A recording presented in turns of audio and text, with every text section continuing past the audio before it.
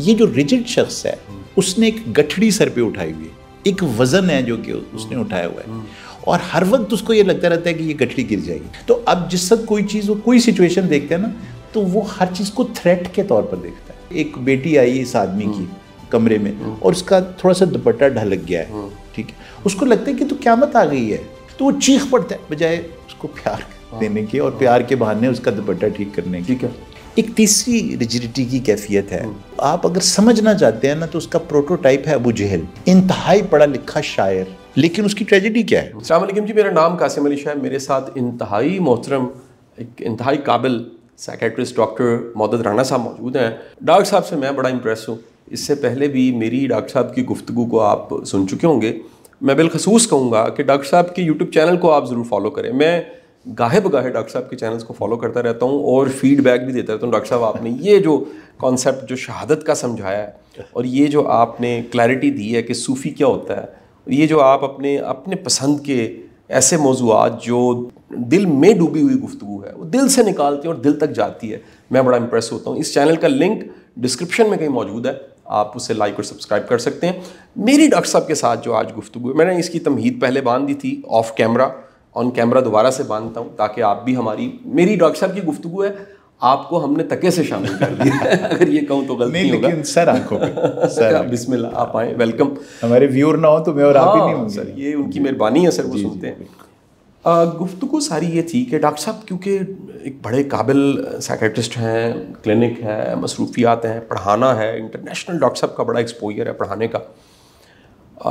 मेरे पास कुछ लोग आ जाते हैं, वो आम तौर पे काउंसलिंग होती है रिलेशनशिप की, सोशल इश्यूज़ की, फिर बच्चे ने पढ़ना क्या है, ये बच्चा थोड़ा सा बिगड़ गया, कुछ कर दे। डॉक्टर साहब तो ज़्यादा डॉक्टर साहब का जो एक्सपोजर है वो साइकेट्री का है, मरीज़ के साथ है। तो हम सब जो कोचिंग, काउंसलिंग, टीचिंग से जुड़े हैं, उन्हें एक वास्ता पड़ता है ऐसे लोगों से जो आके कहते हैं कि जी मैं जिसके साथ रह रहा हूँ वो बहुत रिजिड है, बहुत कट्टर है, और अगर वो मजहबी है तो फिर बिल्कुल एक और नोयत है, वो मजहबी जुनूनियत उसमें पाई जाती है और उसका मापने का जो पैमाना है वो मज़हब के साथ जुड़ा हुआ है। या वैसे भी अगर बाइस्ड है, बहुत उसमें बाइसेस पाए जाते हैं, रिजिडिटी है। इनके साथ रहने वाला शख्स क्या कुछ फेस करता है, और फिर ये खुद इनकी साइकोलॉजी क्या होती है। और इसमें से एक नुक्ता जिस पे मैंने चंद दिन पहले भी बात की, मैं डॉक्टर साहब से चाहूँगा कि इसकी भी वजाहत ज़रूर करें। जो मैं समझा मैंने बयान किया, लेकिन डॉक्टर साहब से जानेंगे। इनके इर्द गिर्द के लोग कहते हैं कि हम मुनाफिक हो गए, इनके प्रेशर की वजह से हम इन्हें वो दिखाते हैं जो ये देखना चाहते हैं, हम इन्हें वो सुनाते हैं जो ये सुनना चाहते हैं। इनके सामने असल हालत में आना बड़ा मुश्किल है, क्योंकि ये फौरी तौर पे जज करते हैं, ये कमेंट करते हैं, ये नफरत करने लग पड़ते हैं, ये एक्सट्रीम्स में, ब्लैक एंड वाइट में लाइफ को देख रहे हैं, ग्रे में नहीं देख रहे। डॉक्टर साहब, ये सब रिजिड लोगों की या शिद्दत वाले लोगों की साइकोलॉजी क्या होती है, इनकी मेकिंग कैसे होती है? पहले तो हमें, मैं समझता हूँ कि शायद आप मेकिंग बताएं तो हमें उन पर गुस्सा ना आए, ठीक, हमें उन पर रहम आना। बिल्कुल है, वैसे काबिल है। देखिए, मैं आपसे अर्ज़ करूं कि इनकी मेकिंग में तो सबसे बड़ा रोल इनकी पेरेंटिंग का है। अच्छा सर।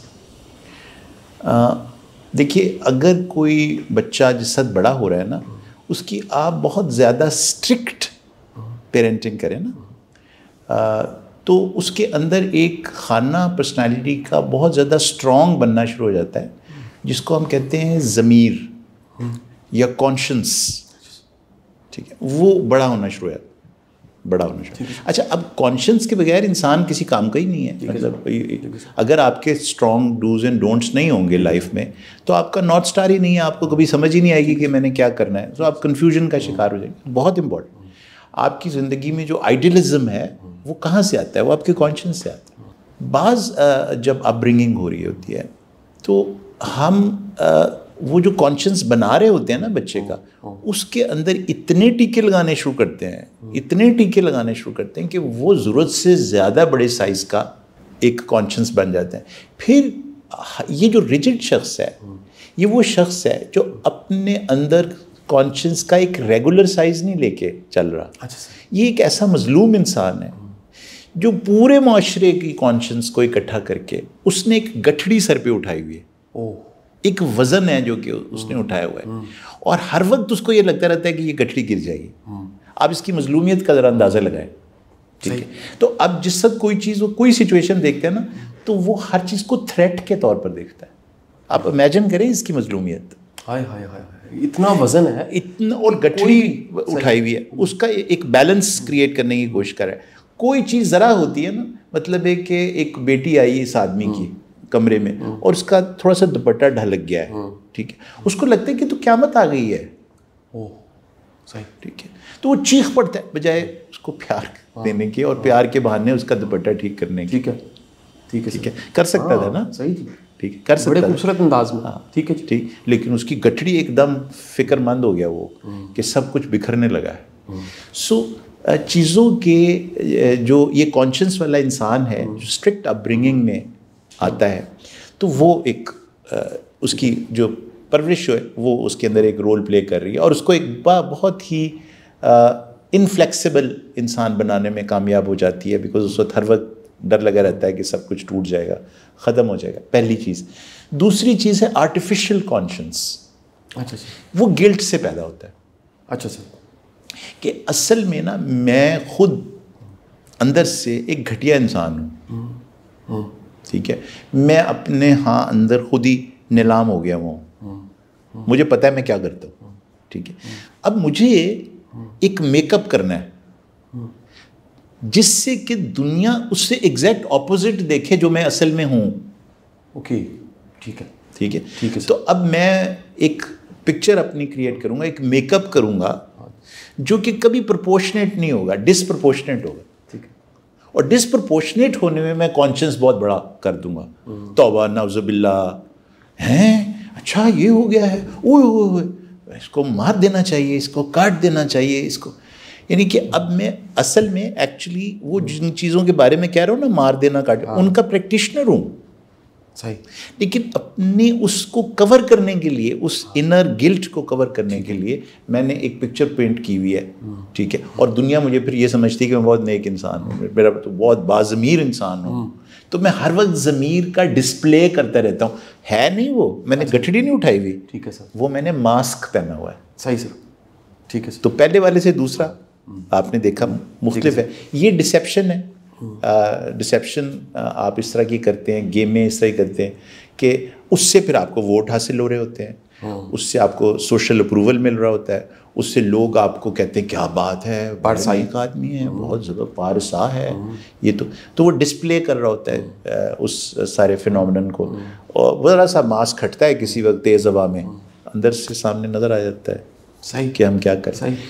एक तीसरी रिजिडिटी की कैफियत है, वो है जिसको आप अगर समझना चाहते हैं ना, तो उसका प्रोटोटाइप है अबू जहल, इंतहाई पढ़ा लिखा शायर, अपने वक्त का अजीम तरीन अरबी का शायर, लेकिन उसकी ट्रेजेडी क्या है, वो ये समझता है कि वो रवायत का अमीन है। उसकी जो सैकड़ों साल की अरबी रवायत है ना, वो एक बोझ के तौर पर उसके कंधों पर है, और उसका काम ये है, उसने अपने आप को ये असाइनमेंट दी है कि मैंने उन तमाम रवायतों को बचा के रखना है, ठीक है, और किसी इनकलाबी सोच को, किसी आने वाली ठंडी हवा के झोंके को इस रवायत तक पहुंचने नहीं देना। मैं प्रोटेक्टर हूँ, थ्रेट है, ये थ्रेट है उस रवायत को, ठीक है सर। तो वो फिर उसकी बदबख्ती ये देखें कि उसके इर्द गिर्द एक रहमतुल आलमीन का झोंका चलना शुरू हुआ, ठीक है, और उसने अपनी खिड़कियां बंद कर दी। तो ये तीसरी किस्म है रिजिडिटी की, जिसमें आप रिस्पॉन्सिबल फील करते हैं अपने आप को to protect the tradition, and therefore you get into every new thought is a challenge to that tradition, and therefore you आप उसको कभी एंटरटेन नहीं करते। तो ये मेन 3 किस्में हैं रिजिडिटी की, तीनों ही इक्वली ख़तरनाक है। एक वक्त में तीनों मौजूद हो सकते हैं कि किसी शख्स को गिल्ट भी हो और उसके साथ उसको नसीहत कर करके उसके ज़मीर का साइज़ भी इतना बड़ा कर दिया हो, जैसे जिम्मेदार समझे कि उसने इस्लाह करनी है। जैसे नेकियां इकट्ठी रहती हैं ना, एक नेकी के साथ दूसरी, सारी नेकियां आपस में जुड़ी हुई होती हैं, बुराइयां भी जुड़ी होती हैं, दे ऑल्सो लिव टुगेदर, तो ये तीनों साथ रहती हैं बड़ी दफ़ा। तो डॉक्टर साहब फिर काबिल रहम शख्स हुआ ना ऐसा, यानी हम अगर कोई फ़र्ज़ करें हमें सुन रहा है और उसका वास्ता किसी ऐसे शख्स से और वो गुस्सा कर रहा है, तो मैं तो ये कहूँगा कि वो ज़्यादती कर रहा है, उसके साथ देखिए गुस्सा नहीं करना चाहिए। लेकिन मैं आपको बताऊँ कि जितने भी लोग रिजिड हैं ना, ये एक तो मजलूम है, दूसरे तन्हा है, वो जो हमने पहले भी गुफ्तगू की। इनको असल में ज़रूरत इस चीज़ की होती है कि कोई उनके साथ बैठ जाए, ठीक है, उनका हाथ थाम ले, ठीक है, और उनके साथ ज़रा सी रीअश्योरिंग कैपेसिटी में चला जाए, ठीक है। लोग इनसे दूर हो जाते हैं, ठीक है, वो चाहते भी वो यही है कि लोग उनसे दूर रहें, ठीक है, ठीक है, कंटेमिनेट ना हो जाएं। तो किसी तरह से इस फासले को पाट ले।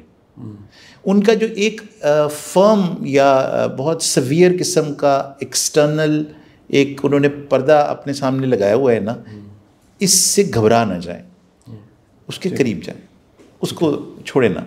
बिल्कुल। अच्छा, अंदर इस क्रस्ट है ये, एक समझे आप। अच्छा सर, वो जैसे नहीं क्रस्ट नहीं बन जाता जख्म के ऊपर, ठीक है सर, उस तरह का है। आप इसको छीलें तो अंदर से फिर वही खून निकलेगा। ये भी बड़ा तन्हा आदमी होता है। आप इस तक पहुँचे और जिस आप इसके साथ बैठते हैं ना और उससे गुफ्तगू करते हुए उसको आउटराइटली कभी रिजेक्ट ना करें, सुने, ठीक है, रिजेक्ट ना करें। सिर्फ उससे जो सवालात करें वो थोड़े से सुकरात के अंदाज के करें। सही कि अच्छा, ये जो आपने कहा कि हम 100 साल से ऐसा ही कर रहे हैं तो अब भी हम ऐसे ही करेंगे, हमारे साढ़े खानदान कभी बार ब्याह नहीं होया, ठीक है, तो ज़रा ज़हन पे जोर डालें कि कभी भी नहीं हुआ। अब ये सुकरात का तरीका है। तो कहेगा अच्छा नहीं, वो मोहम्मद साहब ने कीता सी, तो फिर क्या हुआ था? अच्छा, ये तो उससे कभी सुना ही नहीं ना सवाल कि क्या हुआ था, क्योंकि मोहम्मद साहब ने तो बड़ी खूबसूरत ज़िंदगी गुजारी है, उसके जो बच्चे बड़े काबिल निकले हैं। सही जी, ठीक है, ठीक है। तो कहेगा हाँ ठीक ही सी, नहीं थोड़ी ज़रा तफसील दसो ना। अब आप प्रोब कर रहे हो, ठीक है।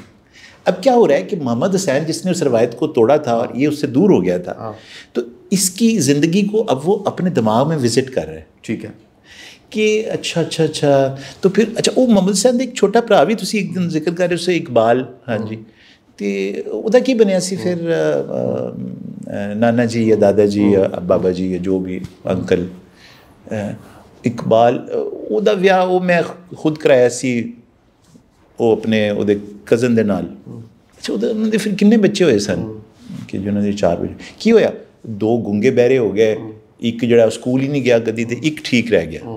अच्छा, वो मोहम्मद हुसैन नाल ते इकबाल दे बच्चों का जरा आपस में कंपैरिजन करिए, उन्होंने दी जिंदगी का की ख्याल है ताड़ा? सवालिया अंदाज इख्तियार। सही सही। ये शख्स फिर अपने वो जो उसने शीशे के पर लगाए हुए ना, उनको तोड़ना शुरू करेगा। सही, क्योंकि तो खुद उड़ना चाहता है, अंदर से उड़ना चाहता है ना। सही जी। उसके वो जो शीशे हैं वो टूटने शुरू हो, और फिर वो but through non rejection, reaching out and questioning the integrity of what his believes are. 99% believes जो कि रिजिड बिलीव्स होती हैं, उनकी कोई बेसिस या डेटा तो नहीं होता, ठीक है। वो जिस वक्त उसके ऊपर हकीकत की रोशनी पड़ती है ना, तो अंधेरा कम होना शुरू हो जाता है, ठीक है। जिस वक्त उसके ऊपर एग्जाम्पल्स की हीट आती है, तो अंदर वो पिघलना शुरू हो जाता है और बह जाता है सारा माया बन के, ठीक है, और नीचे से वो फर्स्ट क्लास नॉर्मल इंसान निकल आता है। मुश्किल काम है, मुश्किल काम, लेकिन ऐसे शख्स के अंदर जो छुपा हुआ टैलेंट है वो फिर बाहर आना शुरू होता है, और फिर वो एक अंदर से खूबसूरत आदमी भी हो सकता है ये, और बहुत अच्छा आदमी हो सकता है। अक्सर इंसान ज़्यादा खूबसूरत और अच्छे होते हैं, तो वो बस उसने वो एक्सटीरियर रखा हुआ था, वो टूट गया आपकी प्रोबिंग क्वेश्चनिंग से और इस नज़रिए से कि नहीं ये हम क्या करते हैं और हमारे बच्चे कहते हैं इनके पास हमने नहीं जाना, वो उधर बैठ के तकरीर करना शुरू हो जाएंगे, हम नहीं उन अंकल के पास बैठेंगे, हर वक्त वो नसीहतें करते रहते हैं, और उन्होंने जाते ही मुझे कहना तुमने बाल कैसे रखे हुए हैं और तुमने कपड़े क्या पहने हुए हैं और ये जीन क्यों फटी हुई है तुम्हारे यहाँ से, और तुम्हें कपड़े पहनने की तमीज़ नहीं। तो वो उनका एक एक्सटीरियर है यार, ठीक है सर, तो इनसे दूर ना हो। बिल्कुल ठीक है सर। अच्छा सर, ये क्या कोई नफ्स की हालत ही है कि एक बंदा हाँ सुनना चाहता है, या वो चाहता है कि उसके सामने ना कोई ना करे, फॉलो किया जाए उसकी बात को, उसके हुक्म को हुक्म ही समझा जाए, बात को हुक्म समझा जाए? क्या ये एक नफ्स ईगो की हालत है? या ये कह लीजिए कि खबर नहीं उसको कि ये किस शक्ल में इंसान के अंदर के इंसान में क्या शक्ल कमज़ोरी है। अच्छा सा मैं असल में कमज़ोर हूँ ना, और मुझे ये भी पता है कि जो मेरी बात है ना उसके अंदर एक लॉजिकल ऑथेंटिसिटी नहीं है, वो बात के अंदर वो रैशनल वैल्यू नहीं है जो कि लोग खुद ही कर लेंगे। मुझे उसकी रैशनैलिटी का और इलॉजिकलिटी का एहसास है, ठीक है, इसलिए मैं उसको ज़्यादा फोर्सफुली कहना चाहता हूँ। ठीक है सर, ठीक है, कॉम्पनसेट करने के लिए। ठीक है सर, ठीक है। लेकिन जो सामने वाला बंदा है ना, अब वो दो तरीके कर सकते हैं, एक तो नाराज़ हो जाए मुझसे, ठीक है, एक ये है कि मेरे से बहस करना शुरू कर दे, लेकिन एक तीसरा रास्ता भी है ना, ये समझ ली कि ये बोल ही रहा है ना। हाँ जी, क्या ही रहा है ना, कह रहा है ना, कहने से एक्शन तक दरमियान में एक बहुत बड़ी स्पेस है। ठीक है सर, इस स्पेस को कैपिटलाइज करने की जरूरत है। हम वो पहले दो रिएक्शंस में फंस जाते हैं, या तो जो उन्होंने कहा वही कर दिया उसी वक्त, ठीक है सर, ठीक है, या रिजेंट और रिजेक्ट कर दिया कि मैं नहीं करता ये, यानी बगावत कर दी, ठीक है। दोनों सूरतों में आप उससे दूर हो जाएंगे। तीसरा रास्ता जो जिसकी हमने अभी एक प्रैक्टिकल सवाल कि जी ठीक है, ये आपने जो बात की very very nice, very interesting, तो फिर किसी वक्त मैं इसके बारे में थोड़ा सा हो जाएगा जैसे आप कह रहे हैं, लेकिन इसको ज़रा थोड़ा सा किसी वक्त डिस्कस, अभी नहीं, थोड़ी देर बाद। ठीक है, ठीक। तो जिस इस तरह का आदमी को आप थोड़ा सा रिफ्लेक्ट करने का चांस देते हैं, तो फिर उसके ऊपर उसकी ही कही हुई बातों का एको बाज़गश्त आती है। सही। और फिर वो सोचते हैं क्या चाहते नहीं मारी मैं कोई, ठीक है, उसको ज़रा एको तो होने देना। जिस वक्त कॉन्फ्रंट करने लगते हैं ना मुझे, एको ख़त्म हो जाता है, मैं अपनी बाज़गश्त नहीं सुन सकता अपनी बेवकूफ़ी और नादानी की। ठीक है, तो थोड़ा सा रुक जाएं, बाज़गश्त का मौका दें, थोड़ा सा टहल के उधर से आए, घूम फिर के आए, ठीक है। अभी एक्शन नहीं हुआ कोई भी, मसला तो एक्शन में है ना, सही जी, सुनने में तो कोई रज नहीं है, बिल्कुल ठीक। तो वो आप आके फिर बैठें और इस तरह से गुफ्तगू करनी शुरू करें। इम्कानात हैं कि आहिस्ता आहिस्ता आहिस्ता आहिस्ता अगर लगे रहें तो रिजिडिटी कम होनी शुरू हो जाएगी।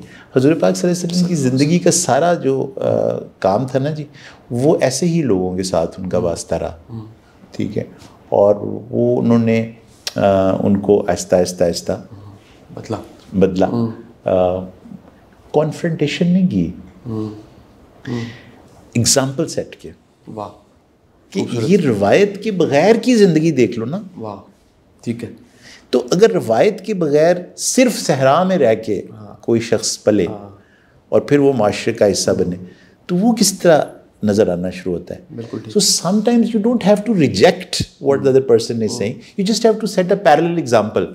आप उस एक अलहदा एग्जाम्पल सेट कर देना उसका, तो फिर भी रिजिडिटी को आप आसानी से तब्दील कर सकते हैं। सही। डॉक्टर साहब, आपका पसंदीदा मौजू भी सूफीज़म है। मैंने आपकी गुफ्तगू से, आपकी यूट्यूब चैनल से, आपकी बातों से अंदाज़ा लगाया।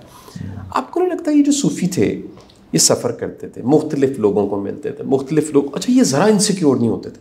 ये किसी हिंदू को, किसी ब्राह्मण को, किसी शूदर को मिल के, या किसी सिख को, या किसी मंदिर को देख के, या बाज़ औक़ात किसी गुरुद्वारे में प्रसाद या लंगर खा के ये इनसिक्योर फील नहीं करते थे।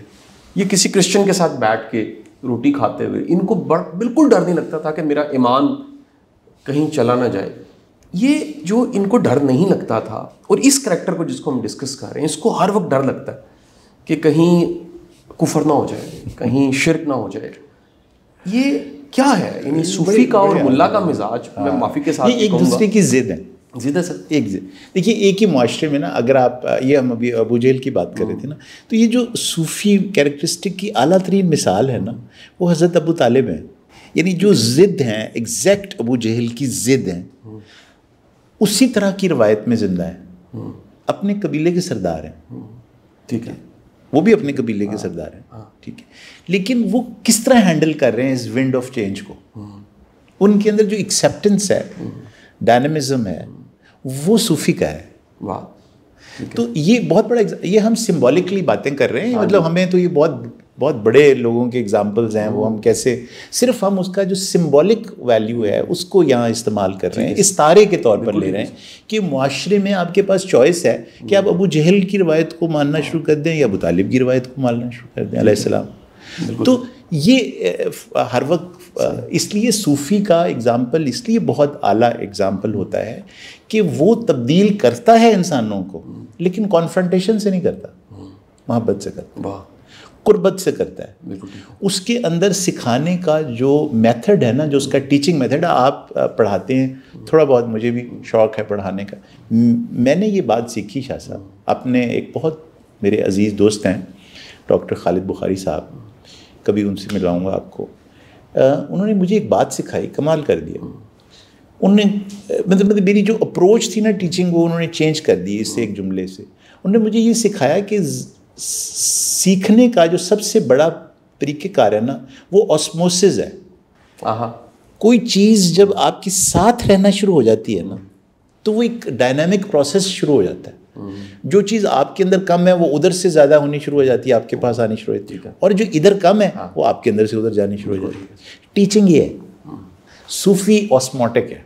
वो कहते हैं यार इसको साथ रखो ना बंदे को, इसको दूर तो ना करो।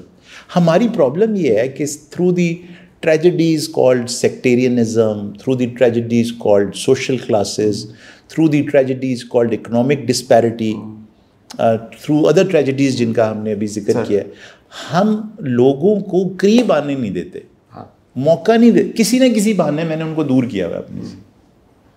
तो यार पहली रिक्वायरमेंट ये है कि इंसान को अपने करीब आने दो, उसको मस होने दो अपने साथ, बस फिर देखो क्या होता है। बहुत ये मस होना जो है ना, ये है एक्चुअल टीचिंग। उसमें फिर बहुत मज़ा आएगा। माँ बोली आप कैसे सीखते हैं यार? माँ के साथ रह के।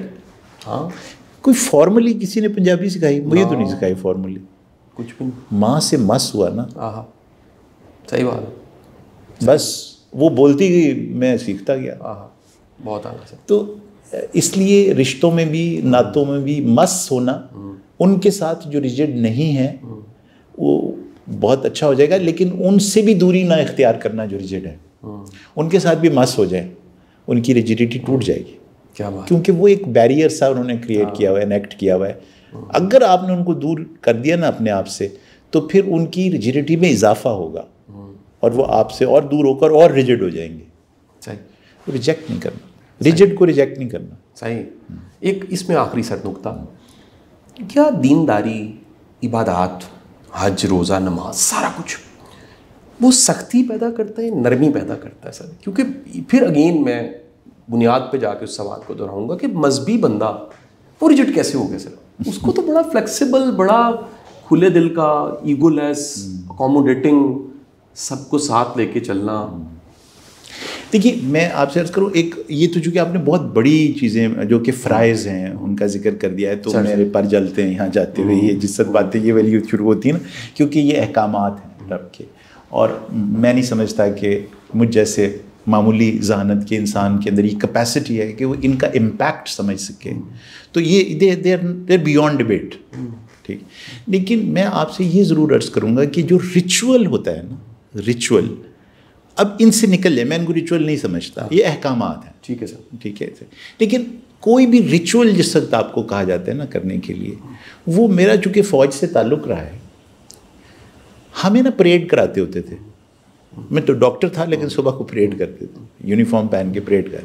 अच्छा, मैं चूँकि क्वेश्चनिंग पर्सनैलिटी थी, तो एक दफ़ा मैंने अपने एक टीचर से जो प्यार करते थे, मोहब्बत करते थे, और वो ऑस्मोटिक वाले टीचर थे, तो उनसे मैंने कहा कि सर मुझे वैसे एक बात बताएं, मैं डॉक्टर बन लूँ, ठीक, ये जो मुझे परेड आप सुबह को कराते हैं, ये जो 5:30 बजे सुबह पीटी कराते हैं, मैंने मरीज़ों के साथ पीटी करनी, ये क्या है? ये मतलब इसकी क्या रिलेशनशिप है ऑफ बीइंग अ डॉक्टर? उन्होंने कहा वो सारे फौजी करते हैं यार, तो आपने भी यूनिफॉर्म पहना, आपको भी करते हैं। तो मैंने कहा अच्छा ज़रा उधर चले जाते हैं। अब आप मुझे ये बताएं कि जंग में पीटी करनी है, जब जंग होगी उसमें आप परेड शुरू कर देंगे दुश्मन के सामने, क्या करें भाई? आपने जंग करने, गोलियाँ चलानी सिखाएं बंदे को, टारगेट शूटिंग सिखाएं, ये क्या वक़्त ज़ाया करें? उन्होंने कहा असल में ज़िंदगी की जंग, सेहत की जंग और दुश्मन के साथ जंग अकेला नहीं कर सकता। सही, ठीक है सर। ये जो रिचुअल्स हैं ना सारे के सारे, ये इंसानों को एक वक्त में इकट्ठा होकर इकट्ठे काम करने के तरीक़ेकार है। ठीक है सर, बहुत आना। तो जिस वक्त सारे मिलकर नमाज पढ़ते हैं ना, ये सारे मिलके हज करते हैं, ये सारे एक दूसरे को ज़कात देते हैं, ये सारे शेयरिंग करते हैं, ठीक है। एट अ रिचुअल लेवल, मैंने वो पहले आपसे अर्ज कर दिया कि उधर नहीं मैं बात कर रहा, एट अ रिचुअल लेवल ना इसको मकसद ना समझ लें। आप उस सिपाही की ज़िंदगी सोचें जो परेड को मकसद समझता है। ओ भाई तुम्हारा काम लड़ाई था, ये तो उसकी एक रिहर्सल है, बिल्कुल ठीक है, एक तरीक़ेकार है, ताकि जिस वक्त इकट्ठे एक होना हो तो उसकी प्रिपरेशन का एक्सरसाइज करने का तरीका है। जैसे आप क्रिकेट में नेट प्रैक्टिस करते हैं, ठीक है, ये नेट प्रैक्टिस है, बिल्कुल ठीक, रिचुअल्स नेट प्रैक्टिस है, सही, ठीक है। तो इनसे आप शख्सियतों का अंदाज़ा नहीं लगा सकते, बिल्कुल ठीक है, ठीक है। जंग कैसे लड़ता है कोई, जिंदगी की जंग कैसे लड़ता है, वहाँ से पता लगेगा असल में इंसान का, ठीक है, ठीक है। उसके रवैये मुश्किलात में कैसे हैं, उसके रवैये सफ़र के दौरान कैसे हैं, उसका इंटरेक्शन मुश्किल के वक्त आपके साथ कैसा था, इससे पता लगेगा। रिचुअल्स से, पीटी परेड से नहीं पता लगेगा कि कैसा सोल्जर है, पीटी परेड से ये भी नहीं पता लगेगा डॉक्टर कैसा है। सही, बहुत ठीक है ना, सही। तो इनको मैं नहीं समझता कि रिजेक्ट करने की ज़रूरत है, लेकिन इनको जिन्होंने अपना मकसद बना लिया ना, उन पर मैं अफसोस करता हूँ। बहुत बहुत शुक्रिया डॉक्टर साहब, आप सबका भी बहुत शुक्रिया।